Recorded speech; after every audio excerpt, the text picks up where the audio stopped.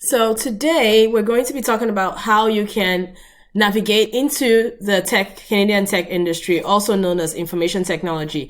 How do you switch careers from what you're currently doing or what you've been doing into the IT world?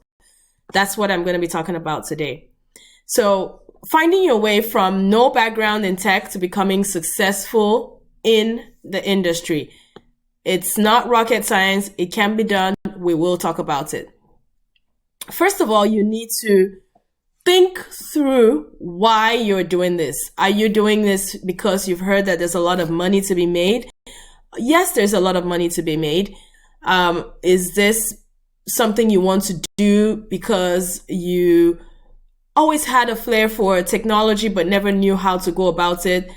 You need to define your why. What is the reason for you changing careers? Have you heard that, once you come into Canada, what you were doing back home, you can't really do that here? You need to evaluate your why and determine why you want to switch into IT. And then ensure that the plan is actually worth the stress. So when you've made your decision that, yes, I want to do this, make sure that it's going to be worth the stress. Are you switching to just any field in the Canadian tech industry, or is there a specific field that you would like to dive into? Make sure you do your research with your chosen field. There are tons and tons of them out there. You can become a business analyst, a software developer, a data analyst. It's endless. Possibilities are endless for you. So make sure you know where you want to go and do your research. Okay. So moving on to the logistics of things.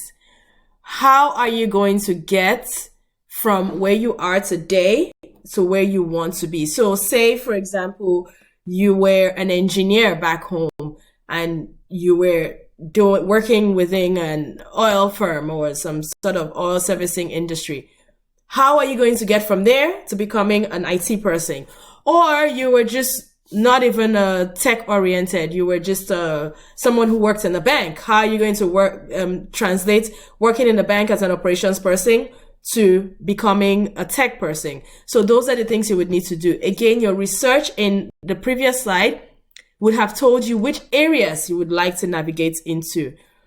Once you've made your decision, you need to figure out what it is you need to do. Do you need to take classes?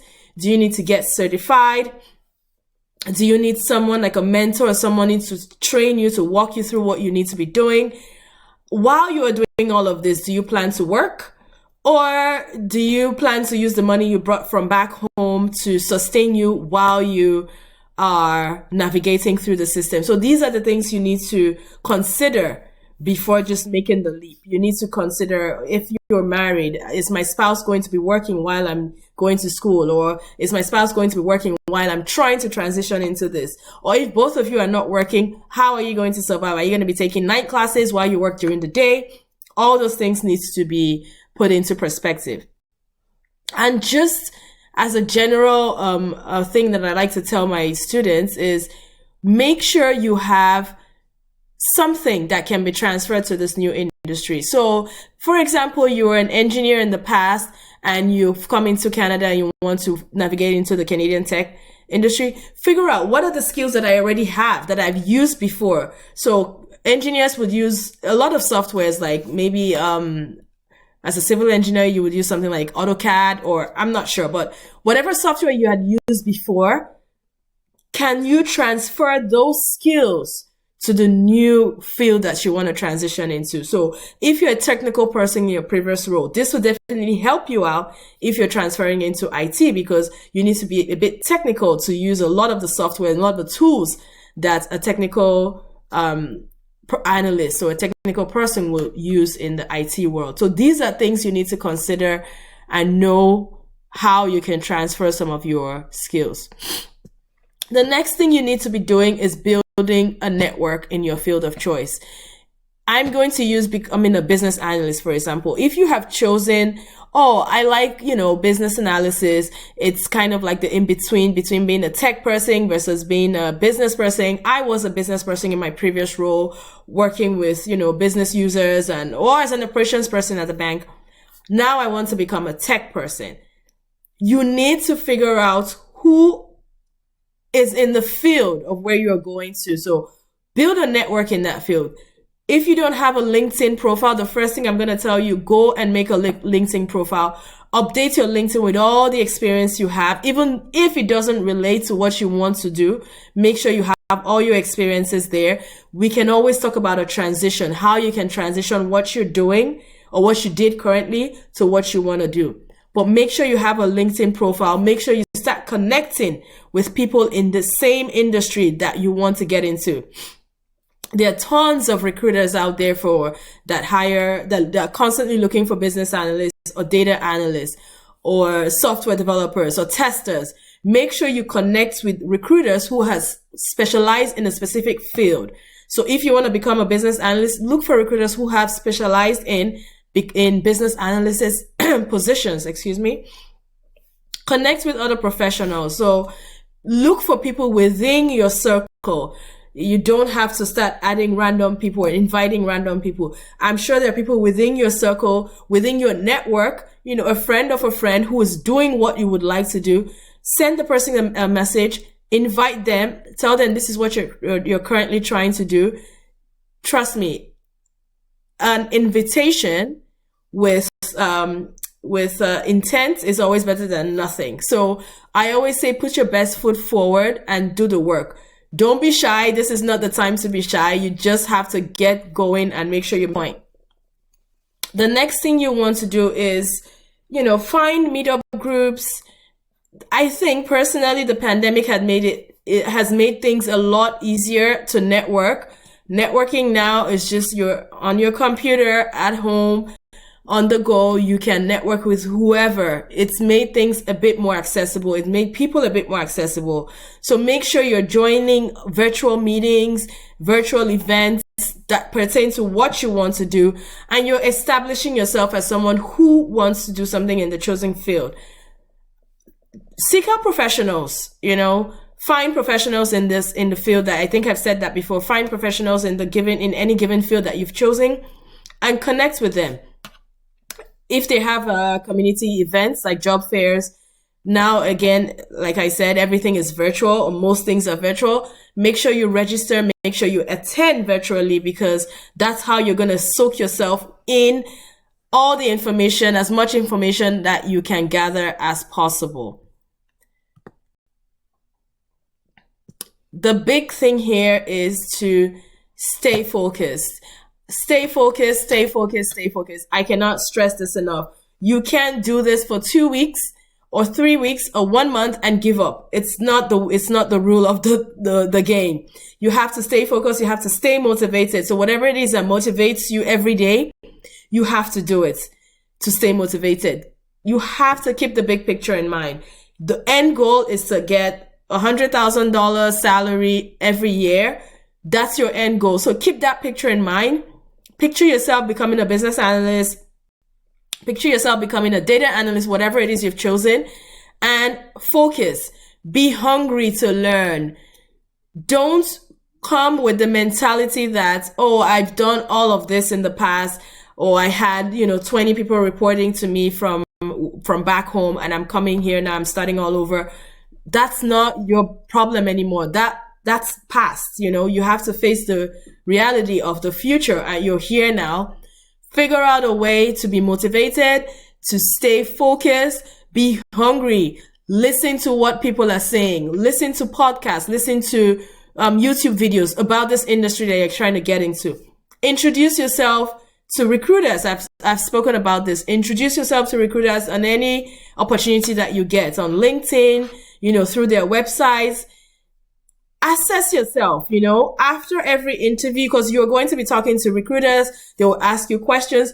How did you do today versus how did you do yesterday? If a recruiter asked you a question yesterday that you weren't able to answer, make sure you're researching the solution to that answer or how to answer that question better. So when you're talking to a new person today, it sounds a lot better from yesterday. So always make sure you assess yourself, and progress is better than stagnation. So make sure you're progressing every day within, the field that you want to get into. Um, just as a tip here for people who would like to get into a second career, there's a lot of different things that the Canadian government has put out for you. And you can qualify for them. So I put a link here, ontario.ca/second career. Take a look at it and see if you qualify. I know there's some grants that the government gives. They also help you do things like training, job search, building your resume, and preparing for an interview and all of that good stuff. So, how do you actually succeed in the Canadian tech industry? So this is a question that a lot of people are curious to know what to do. What is your background in the first place? Do you have a degree in IT or do you not have a degree in IT? Personally, I say it doesn't matter. The most important thing are your soft skills. I do not have a degree in tech. I studied accounting in university and I had a postgraduate in HR. I don't have any tech background, but along the way, I started to study the industry. I started to learn what needed to be done. I was working as a financial analyst for a company and I translated from being a financial analyst to being a business analyst within the space of a year. What did I do? I picked up books. I read a lot of books. I listened to a lot of presentations on how to become a business analyst, the skills needed to become a business analyst. I always say this, the soft skills are the most important thing. Make sure you're networking. You cannot sit at home and not do anything. You have to network within the organization that you want to, within the gathering that you want to get into. So, as a business analyst, you have to figure out where are other business analysts hanging out and join those groups, talk to those people, find a mentor in that specific field and say, hey, this is what I want to do. Can you help me? Don't be put off if someone says no. You gotta keep asking. Ask as many people as possible. For sure, somebody will say yes and your help will be on the way. This also helps you to develop your soft skills. The more you network, the more you talk to people, you're developing your soft skills. Do you have Canadian work experience? This is something that you will hear a lot once you come into Canada. Everybody's talking about the Canadian experience. How do you actually get the Canadian work experience if you have never worked in Canada or nobody's going to give you a Canadian work experience?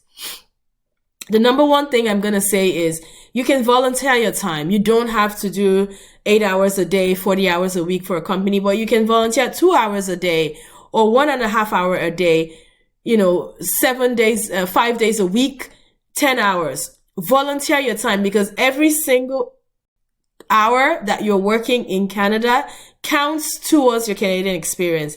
And just working within an industry is going to teach you a lot of things that you need to know within the Canadian and work environment. So it's going to teach you soft skills. How do you relate to people? How do you address people? What kind of things are you allowed to do within the work environment? Can you just bring your traditional food to the office and start eating it? Is it going to offend other people who are not used to that type of food? So just working within any Canadian work environment will give you the opportunity you need to learn all these different soft skills that will help you towards the greater cause that you're trying to achieve. Certification. One thing that I know you would need to have is at least some sort of training, some sort of course, some sort of continued learning that would help you keep up with the current technology, because coming from where you are and now in Canada, I'm sure things are a bit different. So you would need to learn what is used here. How is it used here? What type of training do they require for you to get into a specific industry? Those are the things you would need to get yourself up to speed with, and definitely enroll in one of those classes or trainings or certifications to get the ball rolling. So this is the end of the first segment. Do you have any questions? If so, please contact us directly with the link. I am open to hearing all your questions. You can also reach me at my number on there. Call me. Like I said before, my goal for 2022 is to empower 100 people. So I'm not going to be shy about it. I don't want to put any limitations. So I'm putting myself out there. I have my email address out there. I have my phone number out there. Make sure you're contacting me with questions that you may have.